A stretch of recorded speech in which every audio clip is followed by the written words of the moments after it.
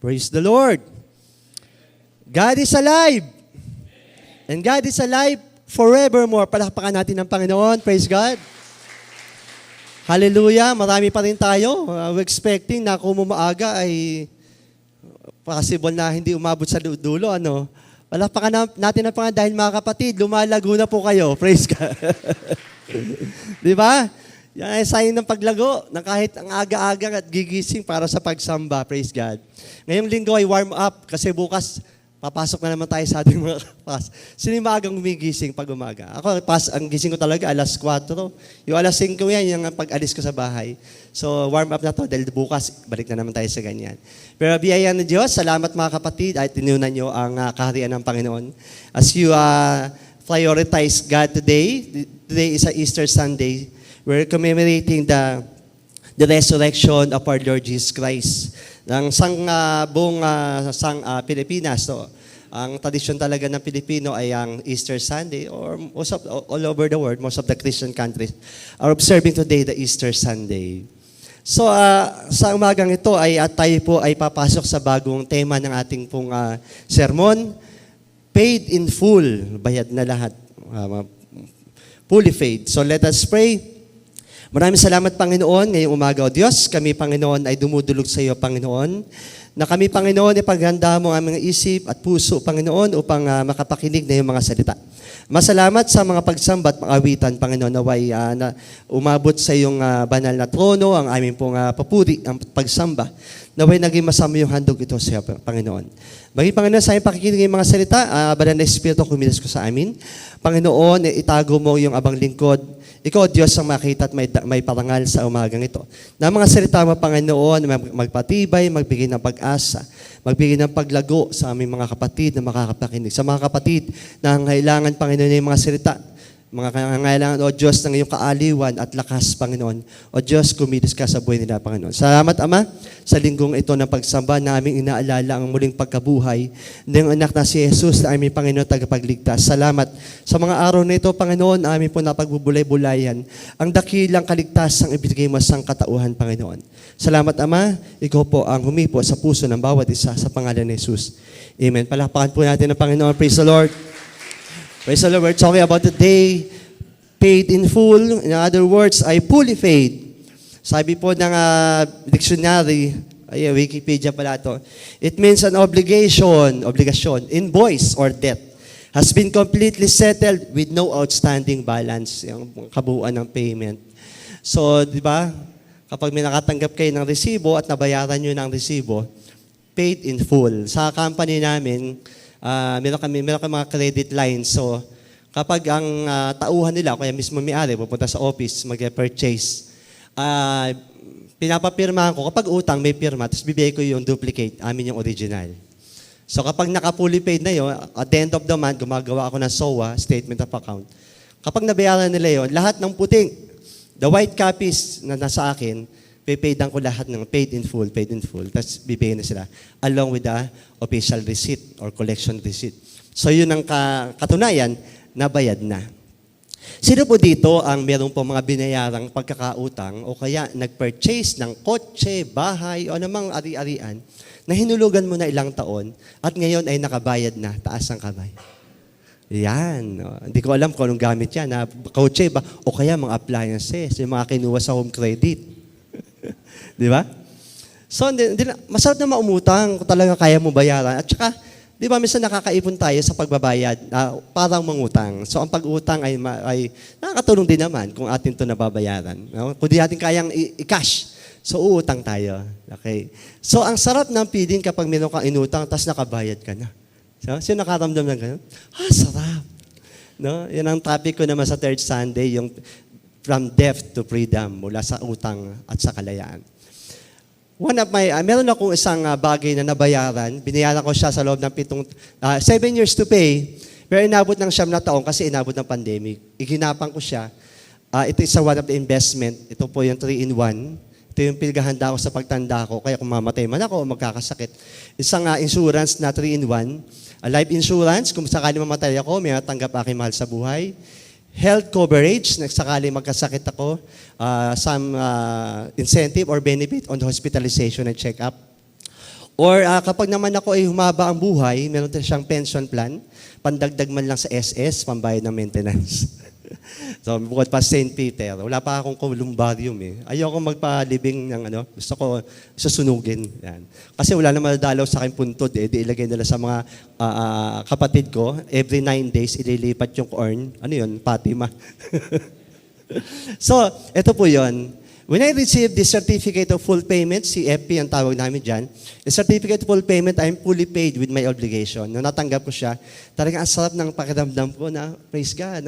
Ito yung natulong sa akin ng financial industry when I was in the financial industry. Naturuan ako mag-invest. So for that 9 years, I've secured my future, or I've secured my health, or I've secured my family. So from that, nung matanggap ko siya, grabe ang sarap ng feeling. Tapos nung pinost ko sa page ng Kaiser International, most of the members are congratulating me. Congrats po, congrats po. So everyone is they're assuming, lahat kami nag-aspire na matapos na. Ang hirap talaga, ginagapan ko talaga siya. Every monthly siya, hindi ko kaya ng quarterly. So every month, sinusubi ko yung pambayad dyan. No, binawas ko sa akin mga other wants. No? So talagang ginapang siya. During pandemic, talagang may time na naglalaps. Sabi ko, kasi di ba pag mga insurance ko, sinimulan mo, masasayang siya in proper time. Or kung gusto mong kukunin siya, halos 1/4 na lang ang makukuha mo sa perang ibinayad mo. So I finished that plan last 2024. So talagang sarap ng pakiramdam that it was fully paid. Di ba? Ganon din ang ginawa ng Panginoon sa atin. Nabayaran niya ang ating kasalanan sa magitan ng muling pagkabuhay ng Panginoon. The empty tomb. Ang muling pagkabuhay ng Diyos kung saan ang kanyang libingan ay wala ng laman. Atin po panoorin ang eksena ng muling pagkabuhay ng Panginoon. Sige na, play po.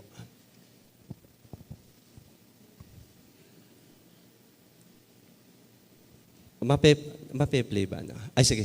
Thank you.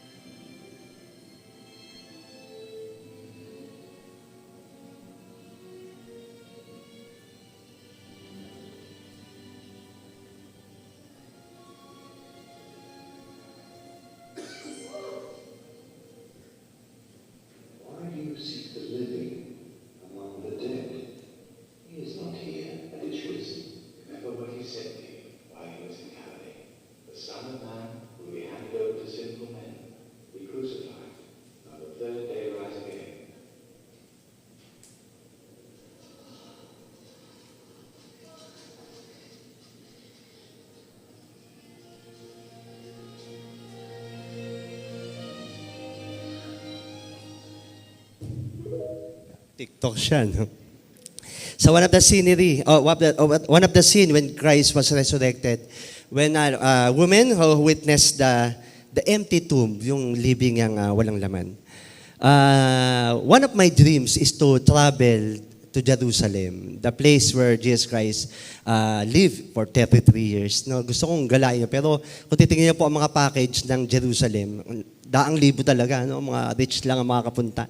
No, in God's kung we will. Pero gusto niyo bang makita, although this is not the 100% the tomb of Christ, pero ito yung kilala sa Jerusalem na siyang libingan ng Panginoon, na kinilaim lang ng mga scholars, pero we're not 100% sure that this is the tomb of Christ. Basahin natin, panuorin natin ito.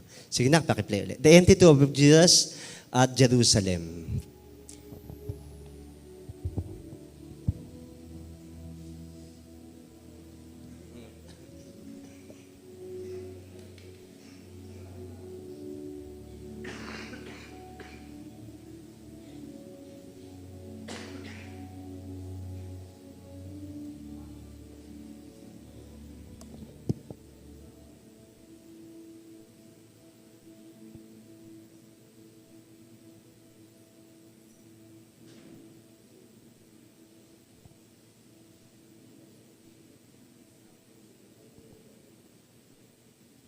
Yan. So nakagala tayo saglit sa Jerusalem. This is one of the symbolic place of there's a true resurrection of the dead that is initiated by the Lord Jesus Christ sa muli niyang pagkabuhay. So the empty tomb of Jesus in Jerusalem. Let's proceed with our topic. So the empty tomb of Jesus stands as one of the most powerful symbols of the Christian faith. So ang libing yang walang laman, ito ang ating pinakasimbolo, pinakamakapangyarihang simbolo ng ating pananampalataya na may muling pagkabuhay. Do you know that the resurrection of Jesus Christ is the confirmation that we are fully freed from our sin. Kasi kung di siya muli nabuhay, baliwala ang kanyang kamatayan sa krus. No? There's a resurrection that confirms that our Christian faith is 100% sure. It marks the moment when sorrow turned into hope and death was defeated by life. Early on the first day of the week, sabi nasa nating kapatid, Mary Magdalene and the other Mary went to the tomb, not with hope, but with grief, no, pagdalaw sa libingan. They expected to see a sealed grave, but instead, they encountered the greatest miracle of history. Jesus is risen. This passage reveals how the resurrection transformed fear into faith, despair into hope, and followers into witnesses. So meron transition ng muling pagkabuhay ng Panginoon, na ang pagkatakot ay nagbunga ng pananampalataya. Ang pagkawalang pag-asa ay nagbunga ng pag-asa. At ang pagiging taga-sunod ng Panginoon ay nagbunga ng saksi ng Panginoon. So there is a transition of that resurrection. The power of the empty tomb. Pag-aralan po natin ngayon, ang kapangyarihan ng muling libingang walang laman. The resurrection declares, number 1, God's victory. In verse 1 to 4, pinakita rito ang kapangyarihan ng libingang walang laman. It is, ang resurrection daw declares God's victory. Ito yung katagumpayan ng Panginoon. Let's see. After the Sabbath, at dawn of the first day of week, Mary Magdalene and the other Mary went to look at the tomb. There was a violent earthquake, for an angel of the Lord came down from heaven and going to the tomb, rolled back the stone and sat on it. So makikita natin sa verse 1 to 4 na Matthew chapter 28 na ang saksi ng muling pagkabuhay ng Panginoon ay mga babae, sa kababaihan. So ito pinakita dito na yung makaraan na so biglang lumindol. There's a great earthquake ng malakas sapagkat bumaba sa langit ang isang anghel ng Panginoon na ginulong ito ang batong nakatakip sa libi at upo sa ibabaw niyon. Number 1, the resurrection declares God's victory. His appearance, yung anghel daw, his appearance was lightning and his clothes were white as snow. The guards were so afraid of him that they shook and became like dead men. So, we've talked about before about the angels. So angels comes in many forms. Iba-ibang dito, pinakita yung ating ideal itsura, yung ideal figure ng angel. They are like human, but they are full of, they have the lightning. At ang kanilang damit daw ay simputi ng niebe. No? So ang nagkaroon ng pagkatakot ang mga gwardya at sila ay hinimatay, they like dead man. So the earthquake, yung daw lindol, the rolling away of the stone, and the appearance of the angel all demonstrate God's supernatural power. No, yung daw lindol, yung mga anghel na lumitaw at ang mga paggulong ng bato, ng higanting bato, ay pinapakita ang kapangyarihan ng Diyos. God's supernatural power. Do you believe that God has a supernatural power? They're better than superheroes. God is better than superheroes. Diba? God has a supernatural power. The stone was not rolled away to let Jesus out. No? Ang libingan, ng yung batong malaki, hindi siya binuksan para lumabas si Jesus upang muling mabuhay. Binuksan siya upang makapasok ang kanyang mga disipulo upang maging saksi ng kanyang muling pagkabuhay. No? So hindi siya binuksan para lalabas si Jesus, but it was rolled down. It was rolled away to let Jesus out, but to let the witnesses in. So the guard trembled in fear. Earthly power is nothing before God's authority. So pinakatin natin ito. Nang kapangyarihan daw ng mundong ito ay hindi kaya ang kapangyarihan ng Diyos. Do you believe in that? That God's power is better than man's power or the earthly power. Kahit anong kapangyarihan meron ng tao sa mundong ito. Diba? So, meron kanina ako na, hindi ko na kung 100% accurate, na meron daw sakit ang ating presidente, no? Colon cancer, stage 4. Mamaya, pag i-confirm ko pa. So, it's threatening for us that our leader is is sick. Pero yun ba, sa isang leadership, lalo na presidente, kapag may malubhang sakit, hindi sinasabi yan. It is very secret. It is confidential matters. Kasi kapag nalamang dying na ang Pangulo, magkakagulo, meron ng threatening. That's why, I'm not Sarah. Ha? That's why minamadali ng mga iba ang impeachment kay Sarah kasi kapag namatay ating Pangulo, di ba? By law, sa law, ay si Sarah ang uupo. No? So, our country today is at risk of chaos. So, wag ka magkaroon ng civil war, wag ka magkaroon ng tayo mag-away-away o mga nasa politics, no? So dito, pinapakita ang kahalagahan ng na ang kapangyarihan ng Diyos ay higit sa kapangyarihan ng tao. No? Our president is he has the ultimate power in the country, di ba? Pero nakita natin na mas higit talaga ang kapangyarihan ng Diyos. God has a mighty power than the earthly power. Para natin i-apply ang first point of that resurrection declares God's victory. So to apply in our lives, no situation is too dead. Wala daw sitwasyon sa buhay natin ang talagang nakakamatay. Too sealed or too impossible for God. Do you believe in that? Walang imposible sa Diyos. Ang lahat ng bagay, lahat ng mga pangyayari, mga pagsubok at mga struggles that we face in our lives, all things are all possible with God.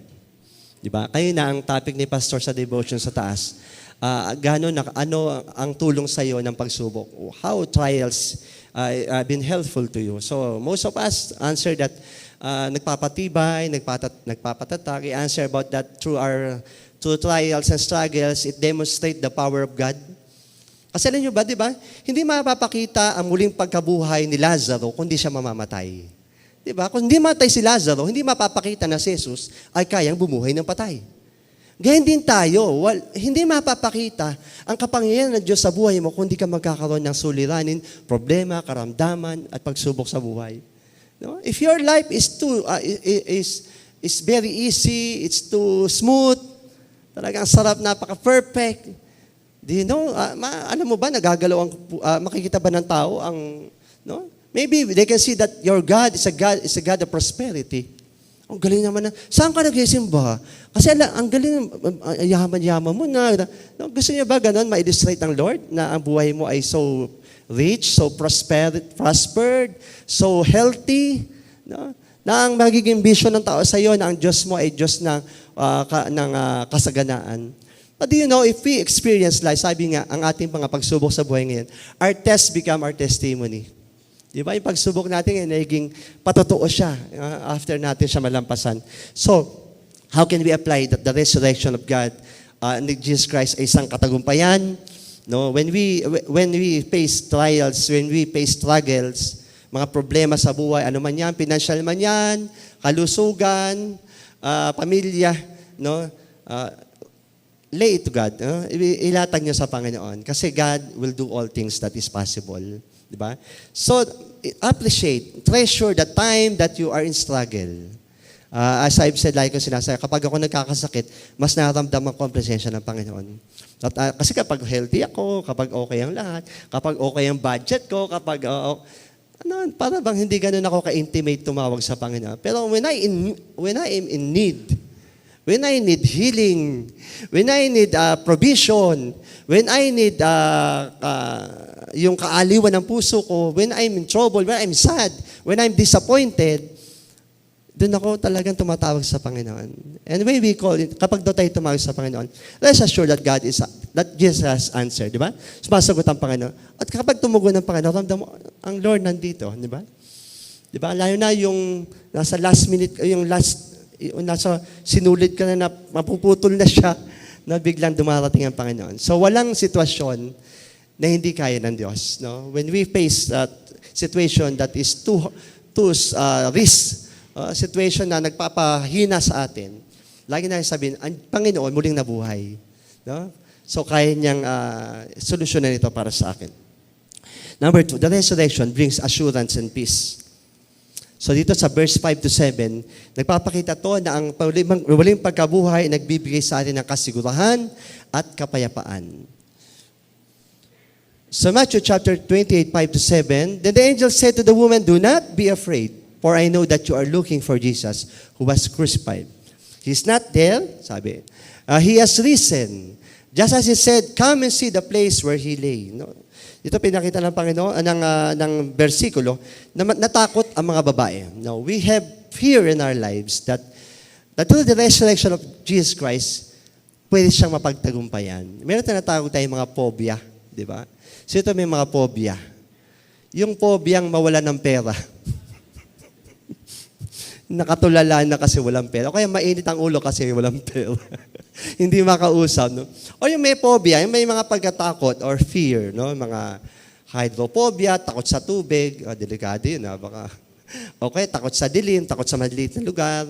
Okay, meron din mga, and phobia can cause anxiety. Yung mga taong iniisip yung kinabukasan, no? Meron tayong mga gano'n, their fear of the future. The resurrection of Jesus Christ assured us that when we face fear, kapag tayo humaharap sa ating pagkatakot, ang muling pagkabuhay nagbibigay sa atin ng kapayapaan. So ito, pinakita ng Biblia na ang mga babae ay nagkaroon ng pagkatakot. Kung kaya nakakita ng anghel, nagliliwanag, no, di ba? Naturally, instinct ng isang tao, makakita ka ng bagay na hindi normal, di ba? Takot tayo. Then go quickly and tell the disciples, sabi ng mga angel, "He has risen from the dead and is going ahead of you into Galilee. There you will see him. Now I have told you." So the resurrection brings assurance and peace. The angel said, "Do not be afraid. He is not here. He has risen." Fear is the natural response to uncertainty. Yung pagkatakot daw, natural siyang reaksyon sa bagay na hindi sigurado. Diba? We are feared because we're not sure. Diba? We're fear about the future. Ano ba mangyayari sa ating mga anak? Ano magiging kinabukasan nila? We're fear of the future. So, itong pagkatakot, mga pagkatakot na yan, sinakop yan ng muling pagkabuhay ng Panginoon. Mga kapatid, kung nakaramdam ka ng takot, isipin mo ang Panginoon muling nabuhay, pinagtagumpayan niya na yung mga pagkatakot na yan. Diba? So, all those fear, sino dito? Mga nakakaramdam na ng tayo ay on the process of aging. Sino dito ang nag-aalala sa kanyang pagtanda? Ako aalala naman ako. Lalo na sa sitwasyon ko, di ba? Sabi ko, maybe I'm believing mabubuhay ako mag-isa, di ba? Kaya nga, isa sa, yung kaninang na full paid ko is one of my readiness for my future. Pagtanda ko, hindi ako yung tipong pupunta sa mga anak ko at ako'y aalagaan. No? Ako yung tipong kaya ko, that time guro, kaya ko ng guro bumayad ng caregiver, di ba? No, dapat Christian yung caregiver para naman ako. No? Di ba? Isa yun, sa takot ko yung pagtanda, na rest assured, my promise to myself is that at age, sabi ko na sa boss ko at the age of 60, I'll be retiring in my job and I'll be into full-time in the ministry. No? Looking forward, sana buhay pa. No? So at the age of 60, full-time na ako with Pastor Boyet. Dadamihan namin yung outreach. So looking forward for that. Pero for that time, siyempre, hindi ako pwedeng umasa lang sa aking pensyon. Baka mahal na yung mga maintenance doon. Kaya medyo nag-ipon-ipon. No? Kahit pag namatay ako, nakita ko na yung ataol ko eh. No? Papalagyan ko na lang ng wiper. Okay, so ibig sabihin, I'm so fear of, takot ako sa future that forced me to invest on my future. Ayokong dumating sa asa ako sa mga anak ko, hingi ako. Gusto ko yung meron akong perang tinatanggap. Ika nga na, kapag ikay matanda na meron kang pinaghandaan sa sarili mo, ikay yung tipong pag-aagawan ng mga anak mo, dito si nanay, dito si tatay, kasi nauutangan namin yan. Di ba? Kasi sa'yo na si tatay, sa'yo na si nanay. Hindi na namin kaya suportahan niya, mga kapatid.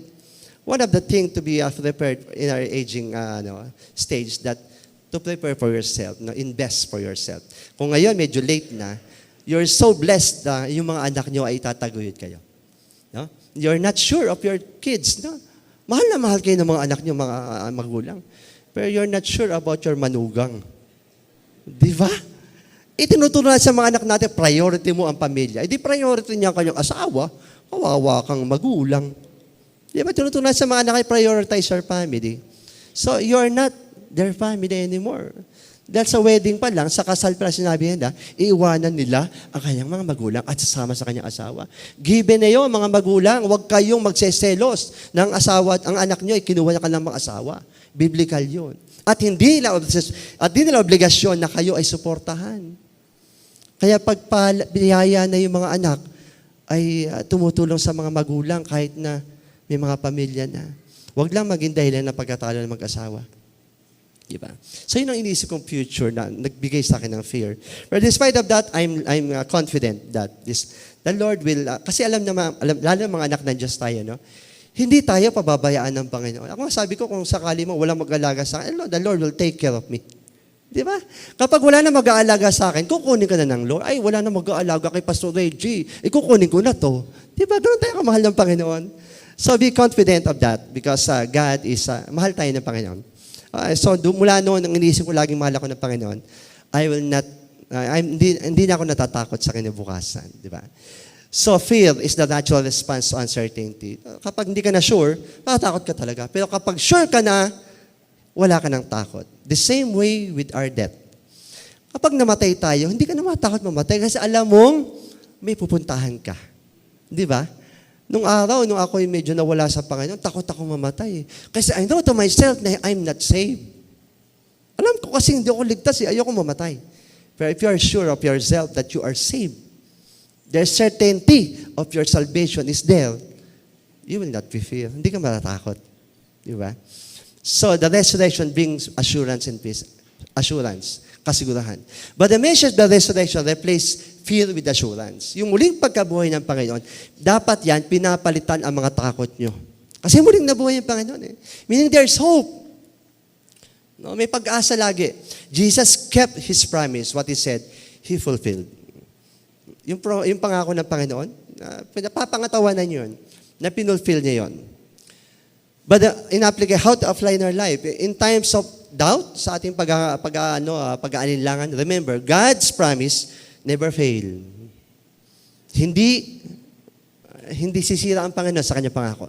The empty tomb is proof that we can trust Him completely. No, ang libingang walang laman, nagbibigay sa atin assurance na magtiwala tayo sa Panginoon. Number 3, the resurrection sent us on mission. Yeah. Matthew 28:8-10. So the woman hurried away from the tomb, afraid yet filled with joy. Ito yung pagkatakot pero napalitan. Takot sila pero napalitan na kagalakan. And ran to tell His disciples. Suddenly Jesus met them. Greetings, He said. They came to Him, clasped His feet, and worshiped Him. Then Jesus said to them, do not be afraid. Go and tell my brothers to go to Galilee where they will see me. So the resurrection sent us on mission. Ang muling pagkabuhay, nag-uutos sa atin na humayo at ipamalita ang ebanghelyo ng muling pagkabuhay. The woman left the tomb with fear and great joy and ran to tell the disciples. They became the first messengers of the resurrection. Mga babae, kayang unang-unang mensahero ng ebanghelyo. Kasi kilala kayo ng Panginoon ng mga chismosa. Sorry. Napatawa ko lang. Di ba? Kasi kami mga lalaki, hindi kami makwento. Akat, di ba? Di ba kaya natin magsisipasto nga eh. Dahil alam na kwento, hindi niya kinikwento. Di ba? So hindi kami makwento, maliban lang tanungin mo kami. Pero mga babae, pag may nalaman niya, sobrang confidential na talaga grabe. No? Truth bombs. Excited yan. Sandali. Mare, alam mo ba? Yan. But this woman has been the first witnesses of the gospel about the resurrection of Jesus Christ. Sila ang unang ginamit ng Panginoon. Dito pumapasok yung issue about pastora sa church, no? Actually, ang stand kasi ng Baptist about pastora is that, yes, everybody can preach, everybody can teach, no? Kaya nga meron tayong mga sa speaker class, we have composed of women who preach during the prayer meetings or organizational meetings, no? Pero yun nga, naging culture and doctrine ng Baptist yung pagtayo ng worship Sunday kasi nga kinikilala yung authority ng isang lalaki. So per se, we're talking about a woman cannot be an admin or leader of the church. Kasi hindi nawawala, bagamat there are cultures no, na nababago, o babae ngayon, women empowerment, di ba? Ang women empowerment are cultures and trends that hindi pwedeng sumira sa salita ng Diyos na ang lalaki ay dapat nangunguna. Yan ang stand ng Baptist. Di ba? Kasi dati galing ako sa mga evangelical and Pentecostal churches na parang awkward na si pastora nakapamewang, pinamimiwangan ng mga elder na lalaki. Di ba? Parang it's so awkward that babae ay minamanduhan ng mga lalaki. Di ba? So kami naman mga kalalakihan sa Baptist, kami mga pastor, siyempre dapat naman hindi kami masyadong bossy o dominante o apostol na kami lagi ang nasusunod. So nakita lang natin yung vision ng Baptist. We're not talking about mali ang mga church na may pastora. No? No, we respect them. Since we are on the Baptist denomination, ito yung ating kinikilala. But then, we appreciate women as being the first witnesses of the gospel of the resurrection. Meaning, you are authorized to preach the gospel. Di ba? Mga babae, no? May tiwala ang Diyos sa inyo na kayo ay mangaral ng Ebanghelyo. Yan. So application, the resurrection is not just to be believed. It is to be proclaimed. No? Hindi lang pwedeng nanampalataya ka lang, believer ka lang, iyon na. You must share the gospel. Nabanggit ko yan ng last prize, 7 last word. You cannot say to yourself that I'm a believer now. Dapat maging witness ka. Kasi ang utos ng Panginoon is go to all nations and make disciples, di ba? No? Ika nga na, kapag ang ministry mo ay walang tao, meaning you're not on the discipling people, you're not following the commandment of the Lord that you are disciple, that you go and disciple, di ba? So meaning, dapat meron ka pang parahan pa. Ang ministry mo is to serve the Lord. You're serving the Lord, but yet you're not yet following the commandment of the Lord to disciple. That's why, nabanggit ko ulit, ang faith group is another option for the ministries who have no people on their ministry. No, bukod sa ministry mo, be active in the faith group to disciple people. Diyan, hindi ka na guilty na you're obeying the Lord. You're serving the Lord with your ministry, at the same time, you're obeying the Lord in discipling people. Ito po, sa muling pagkabuhay pa lang ng Panginoon, inuutos na ang pagdidisipulo. Called, where every believer is called to share the good news. Ito yung the power of the empty tomb. No? The resurrection declares God's victory. The resurrection brings assurance and peace. And the resurrection sends us on mission. On conclusion, from the tomb to transformation, the empty tomb changes everything. It proves that Jesus is alive. It gives us hope beyond death. It calls us to live and share the gospel. So ito po ang ating pong challenge is that not just to believe, but to share the gospel. Okay? Yes, you're a believer. You have the seal of salvation. You're saved. There's an assurance that kapag namatay ka, pupunta ka sa langit. Sino naniniwala ito? Do you believe in that? No? Dapat sure kayo. No? Kapag nagtanong si pastor, ligtas ka ba? Kapag nakita ko sa mata mo na hindi ka kagad makasagot, meaning sa sarili mo, hindi ka sure. Mga kapatid, being a born again, being a follower of Christ, dapat 100% you're sure that you are saved. Kapag sabi ko sa'yo, gusto mo mamamatay na ngayon, dapat hindi ka matatakot. Sabi, oh, pastor, kung talaga. Kasi you have the assurance. Di ba? Tutusin nga, di ba? Na ang kamatayan ay kapahingahan with the Lord. Di ba? Kasi yung patuloy pa tayo dito, di ba? So, if you'll choose, pipili ka. Mabuhay dito na naghihirap patuloy o mamatay para kay Kristo. Di ba? Pero siyempre, huwag tayo magmadali. No? Huwag nating unahan ng Panginoon. Kasi may kanya-kanya tayong panahon, di ba, ng pagdatal ng ating kamatayan. May panahon tayo lahat ay magpapantay-pantay ating mga paa. So sure yun eh. No? Death is sure. Maliban na lang, abutan tayo ng pagtagit na hindi tayo abutan ng kamatayan. No? So there's another way na hindi tayo mamatay. Pero nga sabi ko, like ko sinasabi, I want to experience death. Gusto ko maramdaman ng anong pakiramdam ng namatay, di ba? No, kung meron pa bang 40 days na iikot siya rito, kakalabitin ko si pastor, di ba? Mga ganun. Di ba? I want to experience that. Kasi si Jesus Christ, he experienced that. At the same time, Sabi nga ng Panginoon, kapag tayo namatay, tayo muling bubuhayin. I'm the resurrection, the life. No? Anyone who believes in me, even though they will die, they will be resurrected. Tayo, kapag tayo nananampalataya, kapag tayo namatay, bubuhayin pa rin tayo ng Panginoon. Yun ang masarap, di ba? So, when our loved ones go with the Lord, rest assured na bago dumating sa kanila yun, nasa Panginoon sila. No? Ang sarap, mas masarap iyakan yung mga taong namatay na wala sa Panginoon. Di ba? Nakakaiyak yun. Dahil for sure, they are destined to hell. Di ba?